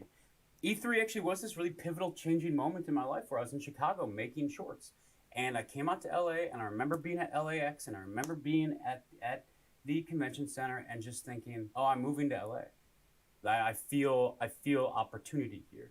This is where I'm supposed to be. You know, you walk in cacophony, the massive wall of sound that is like the, you know, West Hall, where you're just bombarded left to right. It really is cacophony. It's a barrage it's like carnal sound, but it was amazing. And so it really E3 changed me. It's the reason that I ended up moving to LA. Like something about that trip made it. I never thought I'd move to LA. Something about that trip changed something in me where I said, this is where I'm supposed to be right now. And it wasn't even about video games. It just was about, here I am taking some of my first steps as a filmmaker in college, trying to make this documentary, and something just felt right. And so I've gone to so many E3 since then. My friendships and relationships, as I said, I'm fortunate for them to have only grown in the game world and to be collaborating not only with developers on commercial campaigns, but also with their IPs. And so to be able to be back in even this small way, you know, I think we're all struggling with how we reintegrate into the world right now, and what that means. We've all gone from being like, this is great, we're at home, we're all homebodies and recluses, to being like, oh my God, how do we interact with people? And so, yeah, being able to be there in just the slightest, and just for it to be a thing, it means a lot to me because E3 really did change my life. Well, we're so happy and honored that you could make the time today. Jordan, thank you so much. This has been a treat. Thank you so much. Yeah, absolutely.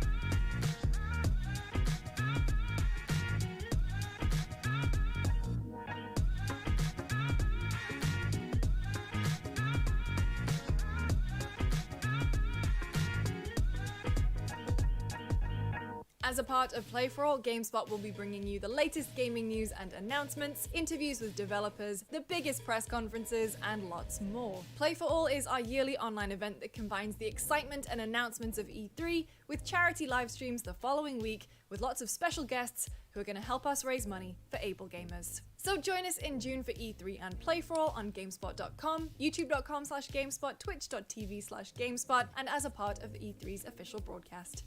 See you then.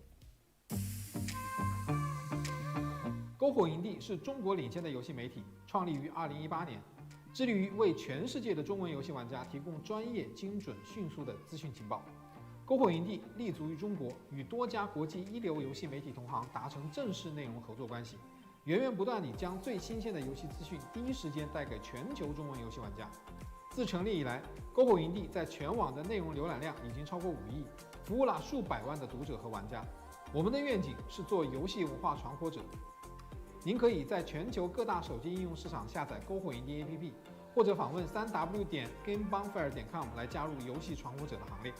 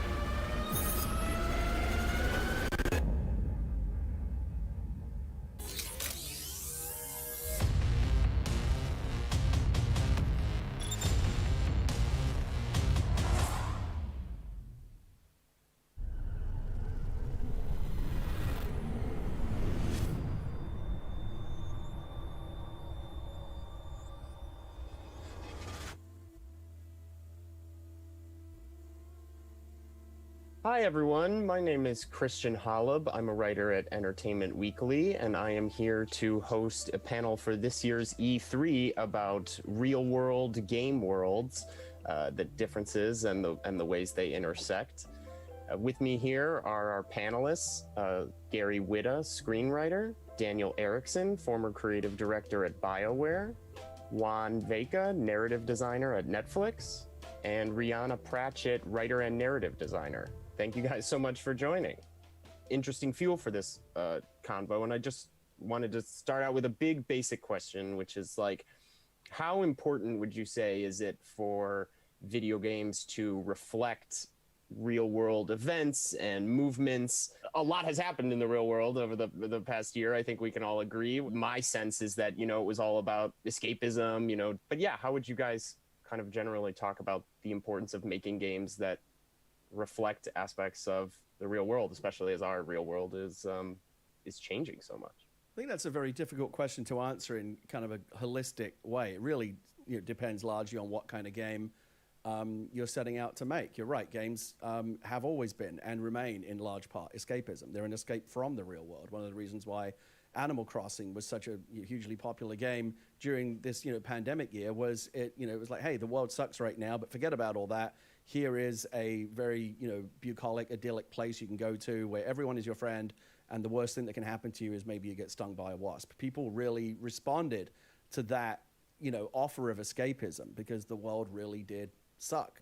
At the same time, in the last couple of decades, we've seen video games really emerge as a legitimate art form and a legitimate platform for political and social commentary. You generally tend to see that stuff in smaller budget indie movies, and for the same reason in smaller budget indie games. If we were to do an exercise right now and think about like what are the games that that deliver really kind of make you think political and social thematics, they're going to be at the lower end of the budget scale. Whether or not video games will ever really dare to kind of tackle political and social real world kind of issues at higher budget levels is that maybe that's a question for us to talk about. But I think most of the interesting work in terms of games as an art form right now is being done at the indie level, and again for kind of monetary capitalist reasons that really aren't that difficult to figure out. On that note, I think it's interesting that when I think about the diversity front, I don't think that everything has to have diversity as sort of a core piece for it, but I do. What's exciting to me is it always feels like the diversity that is inherent in the artists is something that needs to come forward, and we're getting a lot more space to do that. So the grand exception to some of the concepts that Gary was talking about was working for BioWare. So BioWare had LGBTQ content all the way from the beginning, because primarily Dave Gator, who is the lead writer for Baldur's Gate, was queer. And he, right from the beginning, pushed this as, hey, I'm going to have representation in the game. We're going to have space here. We're going to have, and this was interestingly not controversial and then super controversial, and then came to the point where I just saw today that BioWare changed its logo for Gay Pride, right, for Pride Month. And there were a bunch of comments. It was like, oh, way to pander, big corporate folks. And then all the old school folks jumped in and was like, you do not know who you're talking about, right? This is a historical place. And to Gary's point, why it comes up through the indie movement mostly is because it's easier for smaller voices to come up there, is the more diverse the artists in our industry get, the more naturally we're going to get diverse representation, and we're going to get diverse stories from a more pure perspective than, hey, let's put in a bunch of diverse storylines. Now, in where I tend to work now, which is largely multiplayer, we talk a lot about representation and inclusion, which I think is subtly a different aspect, which is if I'm playing a multiplayer game, I want to be able to come and be me, whoever I am. But I think that's a different space than artistically representing the experience of a diverse group of people. I also think from a writer's perspective, from a creative perspective, we're drawn to diversity in all forms, because we want to explore the path less traveled. We don't want to tell the same stories over and again. We want to find the new experiences. We want to take audiences on new and different journeys. So I think writers and other narrative people are often push for that, because it's just more interesting to get your teeth into. I think, once the stories reflect what's actually happening in the real world, people will see themselves like through their favorite medium. And I think that's what really builds a connection and what gets people like really involved and interested and, hooked. It doesn't necessarily have to be in their stories. It can be in, diverse stories. It can be in like Rihanna said, like new things to them. But I think it's actually, I personally think it's important to, advocate for who tells the story. you know. And, you know, when you have a diverse pool of candidates telling stories, you're going to have diverse stories, you know, that have a lot of coverage, and it doesn't feel like it's being shoehorned in. Do you think that kind of stuff is changing for the better in terms of people of diverse backgrounds and stuff kind of able to get to the point where they're making games, you know, not just kind of the types of small indie games that Gary was talking about, but, you know, getting positions at bigger companies and hopefully not feeling, you know, alienated or pushed out? I think we definitely see a movement. I think, you know, there's definitely a lot of talent that's allowing people to tell their own stories, right? Make their own Twine games or make their own indie games or demos or vertical slices that gives them that visibility to then, you know, jumpstart and, you know, onto their next platform and their next bigger thing. And then we also connect and we try to uplift each other. I know that there are things like Latinx in Gaming, which is a nonprofit that I helped co-found specifically for that reason, as well as partnering with other places like Game Devs of Color and looking into other initiatives to really support you know, everyone else that's trying to, you know, break into this field and tell their stories. Yeah, I just want to add something to that. I think this whole conversation, we've been talking about different aspects here, but they're all really part of the same conversation.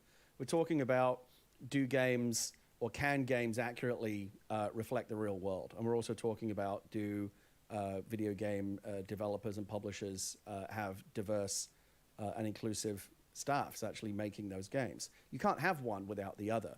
Let's say that the next Assassin's Creed game took place during the American Civil War and you played a slave on a plantation in the deep American South. That might be a fascinating area to explore in terms of all the political and social, you know, themes that we're talking about here. But Ubisoft can never make that game until they have a team capable of making it and speaking to those issues in a way that is authentic. Like there's no way that I could tell a story like that because I haven't lived that experience. I'm not obviously talking about the historical experience, but I've never experienced racism.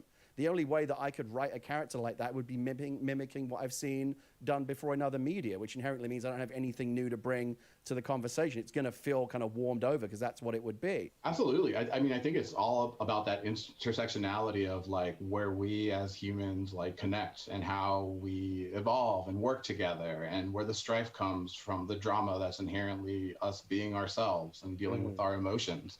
I think, you know, it's super important that, you know, we do have people in the room that are, you know, capable and ready to tell, you know, those stories from a personal place of authenticity.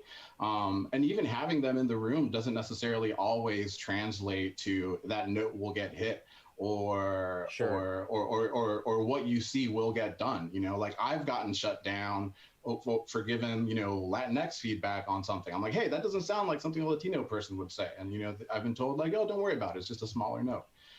So, you know, just because I'm there, like, doesn't necessarily mean that, you know, I'm always like, have my ear open and I'm trying to do the best that I can for myself, for the community, for the people that aren't in the room. I think for me, it's really about, you know, like using that, you know, critique, professionally trained eye and ear and other not forms of ableist language. Here I am doing it again too.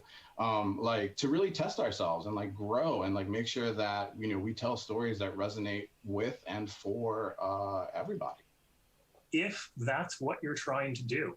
And I think that's the real hard part right now is there is still a place for everybody's story. I think that's fine. I think we would much rather, speaking for myself at least, love to see a lot of authentic stories across the board than a lot of inauthentic stories that become very samey, right? That becomes flavor of the week, whatever the diversity movement that's big on the news right now, you know, there's going to be a character that represents that, and there's going to be, right? And then everything sort of becomes this sameness as opposed to, oh no, we've been telling a certain story for a long time. Now let's go get all the rest of the stories, but that doesn't exclude the other stories that we've been telling for a long time either. I also think we've had a bit of a problem in the industry in all drawing from the same well sources. You know, when I started out in the industry, you know, I had interviews where I could just talk about Aliens or Terminator, and everyone would be, you know, there'd be the favorite movies and things like that. Tarantino is always referenced. Tolkien, and there definitely is a need for creators to broaden their content in to produce better content out. And so, there are so many great fantasy and futuristic writers that aren't white guys, like N.K. Jemisin or Nnedi Okorafor, or look at what the team behind Into the Motherlands is doing, which is not a video game. It's a tabletop RPG, but it's put together by a diverse team of creators. And Octavia Butler, we need to kind of diversify the sources that we're drawing from, because we're still all growing up with the same kind of movies. Most of us grew up in the 80s with the same kind of sci-fi and fantasy influences. And I think as the younger creators come up through the indie games, they're going to start drawing on more diverse sources as well, which hopefully will create more richer worlds. How would you say that these pushes to reflect the real world affect how you approach narratives and narrative design? Seems like the kids are already kind of thinking about that stuff. I think you get it in there in sort of small ways and subtle ways as a writer. As a freelance writer, you don't quite have that amount of power, so you're very beholden to the people you're working with, and you tend to kind of live around the edges to a degree, and it's a balancing act between getting what you want to say into the game, or even like little personal anecdotes and experiences, which I like to kind of fold into my games, kind of personal narrative Easter eggs and that kind of thing. Like my father passed away from Alzheimer's. He was interviewed about the memory he didn't want to lose, which was about the night I was born, where I think he went home from the hospital, drank half a bottle of whiskey, built some snowshoes out of tennis rackets, fell over in the snow a lot, and went to bed with a cat. And I think that I thought that was so lovely that I turned it into one of Lara's father's memories in Rise of the Tomb Raider. And I hadn't been a big fan of the father storyline, and I've been quite open about this. But unless you're sort of heading up a team, it can be difficult to push forward those ideas. So you tend to do it little by little when you're in my kind of position, and sort of it's always a balancing act. And this becomes part of the irony for that exact thing. The people most in the power to do this are also the people least qualified to do this.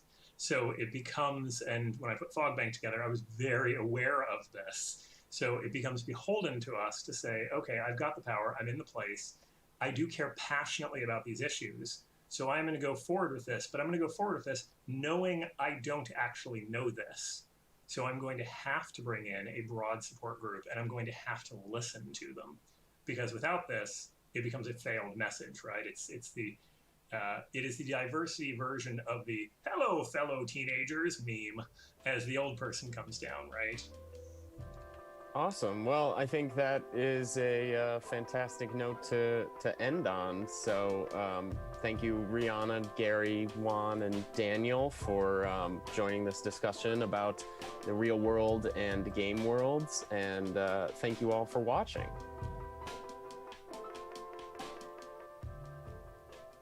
Mental health. I know it's an uncomfortable topic. It's hard to talk about. Taking a hard look at yourself can be really difficult. Looking in the mirror and knowing something's wrong. But do not be afraid to identify your weaknesses, address your trauma, and do self-work. It can be a painful journey to take on, but you are not alone. We all have our struggles, and there's help out there. We got together some experts for an informational and candid discussion about mental health and the work that still needs to be done.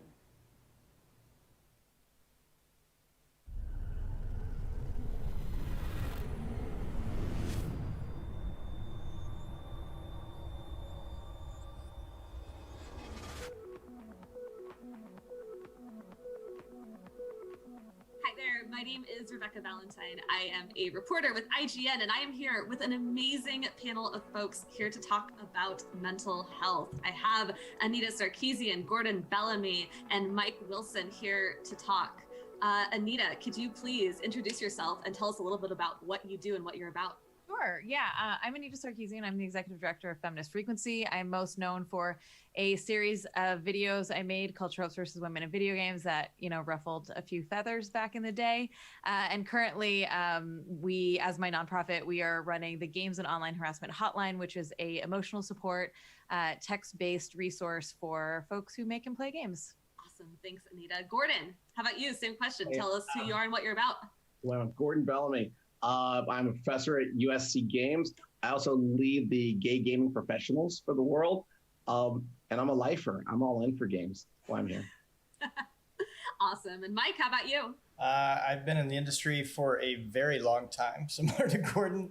And I work mostly on the publishing side of things, working with independent developers, most recently with Devolver Digital and Good Shepherd, a couple of all indie labels. And in the past few years, I've gotten involved with TakeThis.org and just anytime somebody wants to talk about mental health in games, I volunteer because I think it's a pretty important issue. And I think games can be really useful for improving mental health. So I guess just to get things started, the last year has been really hard on all of us. And I think, maybe it's given people, especially in gaming communities, different or new perspectives on mental health. So I guess just how has the last year been for you and how has it changed or not how you think about mental health? I think coming into this year, I thought a lot about how do we destigmatize discussion about mental health. I think everyone has had the opportunity to take a closer look at their own mental health journey. I guess my hope is that we're going to move in with a new baseline, right? In the same way that we think about physical health. Well said. I'll jump in and just on top of what Gordon said, I'm somebody that's suffered with on and off with depression for most of my adult life. For an awful lot of people, gaming, online gaming especially, was like really medicinal for a lot of us and really kind of a lifeline. So that really caught my attention, and I'm personally leaning into that pretty strongly, like the idea of gaming for good medicine for people.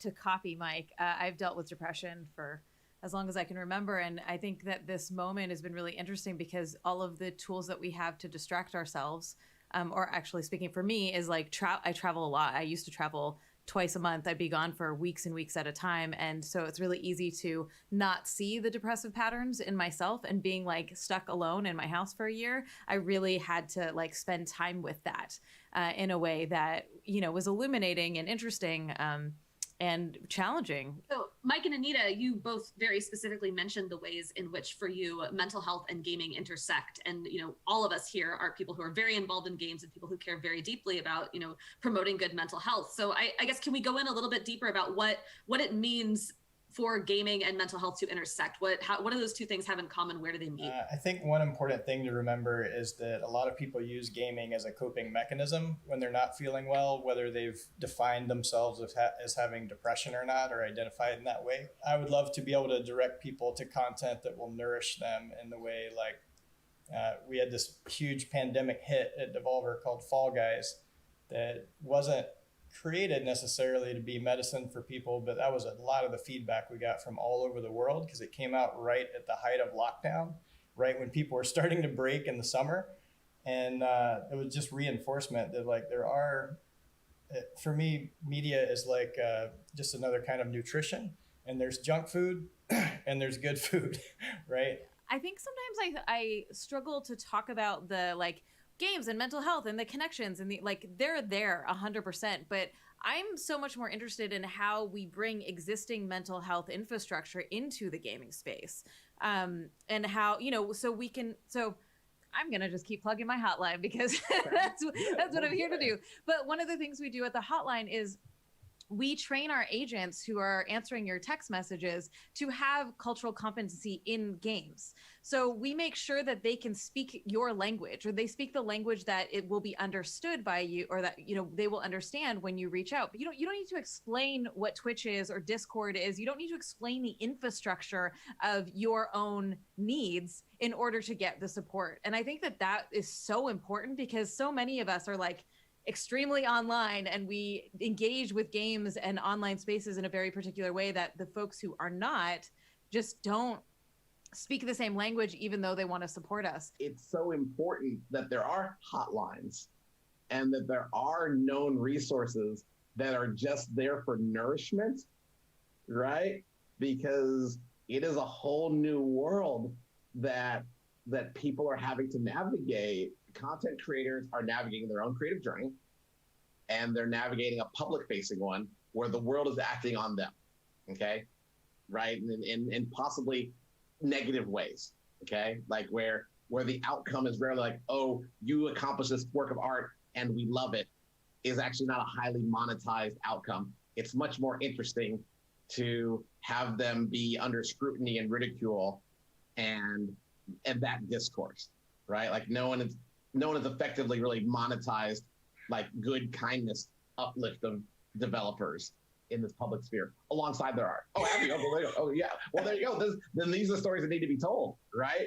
No, I'm just telling you, like, if anybody asks what Devolver's secret sauce is, sure. That's the first word I say is kindness. Like Okay. we treat everybody we work with such unexpected levels of kindness that it freaks them out, right? And we don't have to lock anybody down at a contract or own their IP or force them to work with us. They can't wait to work with us.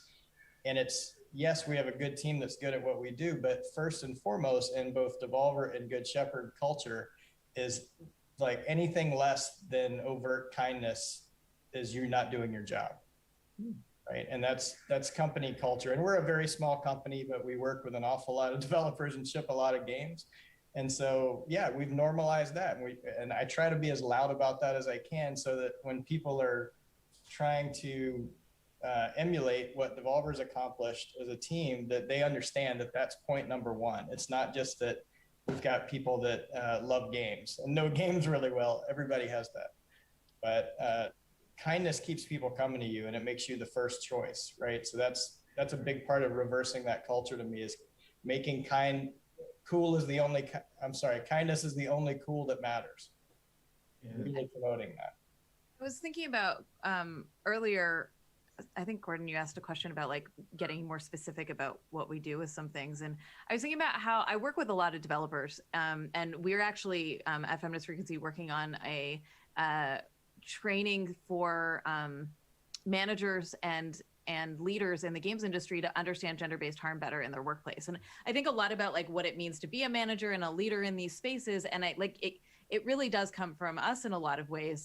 So like, Mike, what you're talking about of like, okay, well, the leadership of Devolver has to allow space for and teach and bring that kindness in to make sure that everyone is doing that, right?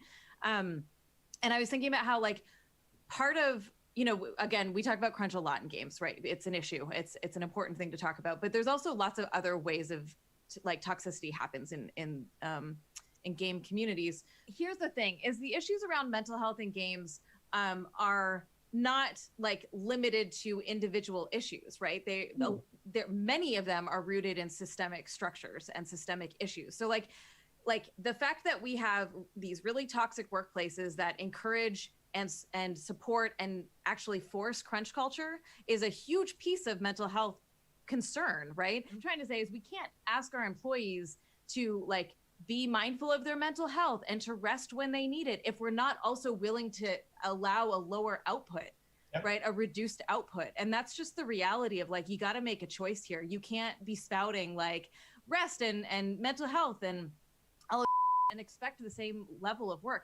And the reality is you're probably going to get a better quality of work at the end of the day. Because when we are rested, when we have taken care of ourselves, when we've had breathing room away from our creative projects that are taking up every single brain cell, we come up with the best ideas, right? We come up with the best ways of doing things. And so I think I started this and I didn't finish this by saying I got a text right before this started about how like a friend's publisher was like, hey, it's Friday today was we're recording this, and was like, hey, we need this thing by Monday. And he's like, no, like I'm not doing that to my team. My team has worked so hard. But I think that's some of what we need to normalize as well, right?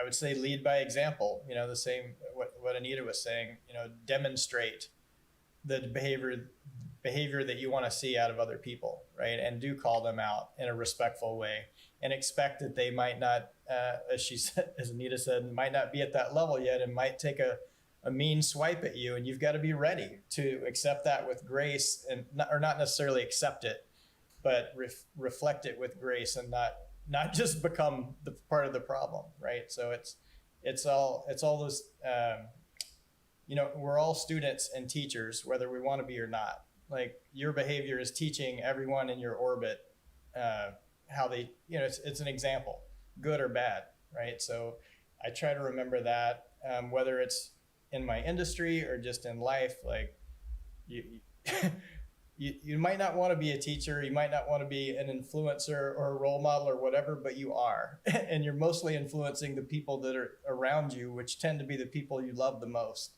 right? So I think you just take that to your communities that you care about and go, this is how you do it. You don't say that, you just do it, There's people who have power in this industry to influence people in the right direction, whether that's people who are in charge of studios or in charge of companies or in charge of communities. And then there's individuals who are responsible for themselves and are responsible, not to go online and, tell their favorite developer that they hate them.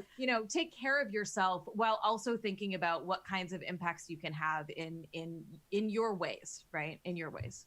Make ripples where you can. And that might be you are a manager and you are going to learn about how to be a more ethical manager that integrates mental health into your workplace, and you're going to fight for your employees to your bosses who might, right? Like that's a thing that you can do that is not public facing, but it'll have a big impact on the people you have power over, right?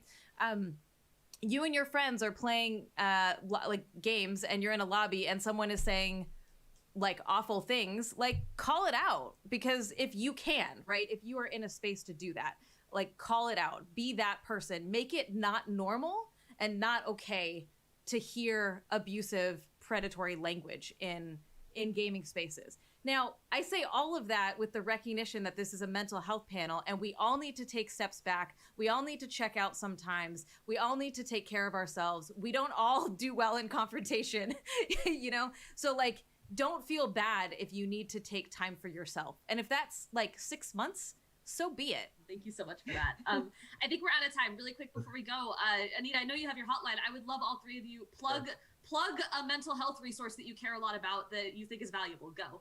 Our hotline, you can find out more at gameshotline.org. We're at Games Hotline on all the things. If you want to use us right now, you can go ahead and do that. Just text support to 23368 anywhere in the US and we'll get with you. We'll talk to you. We'll support you. TakeThis.org is another lovely organization full of mental health professionals and people from the games industry and that cross section. And they take their work very seriously. And I've been supporting them through Devolver and Good Shepherd, but also personally with my time and also putting my money where my mouth is, because this is an important issue. I'll plug, gosh, well, I want to just replug both of your orgs. It's great. It's great that there is an ecosystem, right, for people to have choices and nuance. And just to go back to Anita's point, I think that the biggest thing people can do is identify who their we is, right? Who is your we?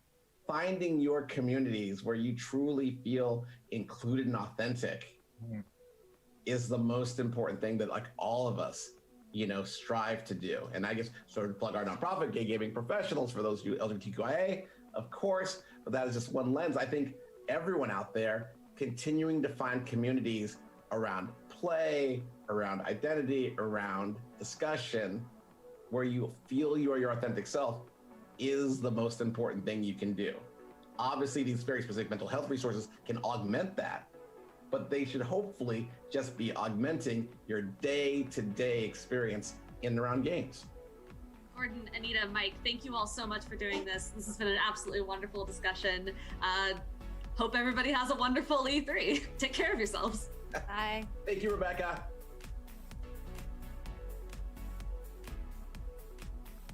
Thank you, Rebecca Valentine, for that panel. Remember, ladies and gentlemen, you are loved, you are needed. If you need help, it's okay to talk about it. I think that's been the big thing, right, Jackie? I think we are doing better of having the conversation that it's all right not to be all right and talk to people.